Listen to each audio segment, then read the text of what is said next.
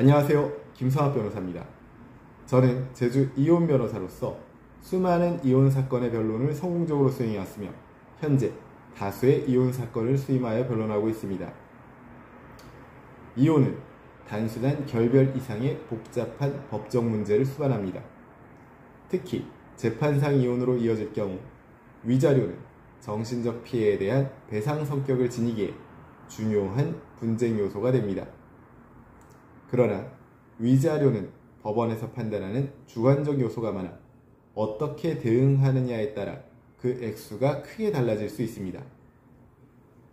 오늘은 재판상 이혼에서 위자료 액수를 높이기 위한 방법에 대해 제주 이혼 변호사의 관점으로 설명드리겠습니다.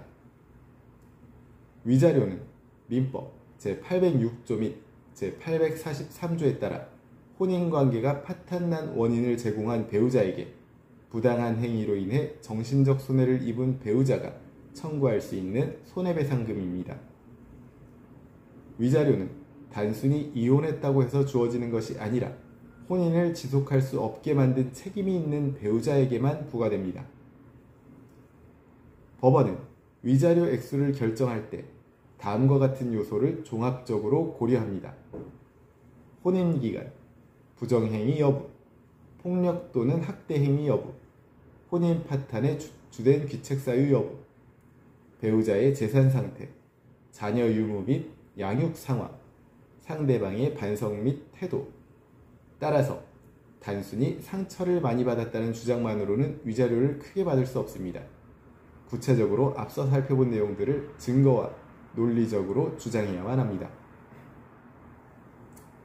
위자료를 높이기 위한 핵심 전략으로는 첫 번째는 상대방의 귀책 사유를 명확하게 입증하는 것입니다. 대표적인 귀책 사유는 다음과 같습니다.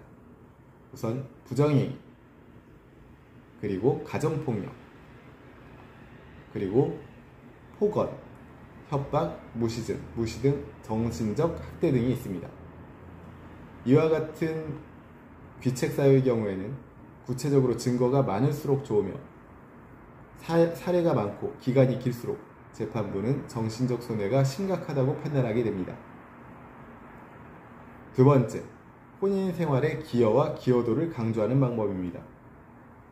자신이 혼인 생활 중 상당한 희생을 감수하며 배우자를 내조하거나 가정을 돌보는 데 헌신했다면 위자료 산정에 있어 유리한 요소로 작용합니다. 출산과 육아, 배우자의 학업, 사업 지원, 장기간의 전업주부 역할 등은 대표적인 기여 요소입니다. 이혼으로 인해 경제적, 사회적으로 심각한 타격을 입게 되는 경우 이를 객관적 자료로 제시하며 위자료 증액에 도움이 됩니다. 세 번째는 상대방의 반성 없는 태도를 지적하는 것입니다. 상대방이 재판 중에도 반성 없는 태도를 보이거나 협박성 대응, 비협조적인 태도, 재산은닉 등의 부정행위를 지속할 경우 법원은 피고의 책임을 더욱 무겁게 보게 됩니다. 네 번째, 혼인 파탄으로 인한 구체적인 정신적 손해를 강조할 필요가 있습니다. 위자료는 정신적 고통에 대한 배상입니다. 따라서 단순한 진술이 아니라 이혼으로 인해 겪은 불면증, 우울증, 사회생활 지장 등에 대한 병원 진단서, 심리상담 기록, 휴직증명서 등을 첨부하여 입증하면 설득력이 커집니다.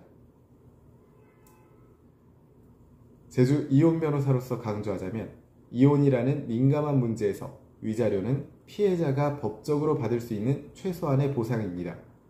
그러나 아무리 큰 고통을 받았더라도 이를 객관적 자료와 논리적 주장 없이 청구할 경우 법원은 낮은 금액만 인정하거나 아예 기각할 수도 있습니다. 따라서 앞서 살펴본 내용들을 토대로 적절한 대응을 하시길 바랍니다. 현재 이혼 위자료 청구에 대한 법률적 도움이 필요하시다면 언제든지 제주 이혼 변호사 김성학 법률사무소를 찾아주시면 신속, 정확한 해법을 제시해드리겠습니다. 조금이나마 도움이 되셨으면 합니다. 여러분의 권리를 지키고 언제나 신속하고 정확한 해법을 제시해드리는 김성학 변호사입니다. 감사합니다.